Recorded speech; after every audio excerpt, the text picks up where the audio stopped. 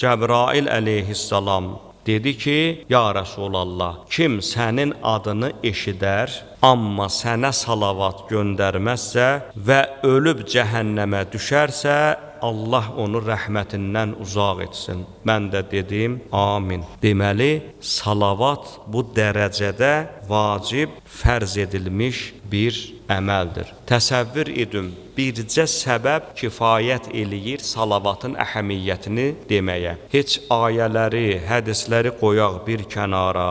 Əgər namazımızda təşəhhüd ki oxuyuruq, təşəhhüddə Peyğəmbər və onun əhl-i beytinə salavat göndərməsək, namaz batildir. Necə qəlbinən, harda qılırsan, qıl, fərqi yoxdur. Əgər namazın içərisindən bircə dənə o salavat cümləsini çıxar, bütövlükdə namaz getdi bada, oldu batil. Təkcə bu kifayət eləyir ki, Peyğəmbər və onun əhl-i beytinə göndərilmiş salavatın nə dərəcədə uca Rəbbimiz yanında savabı vardır.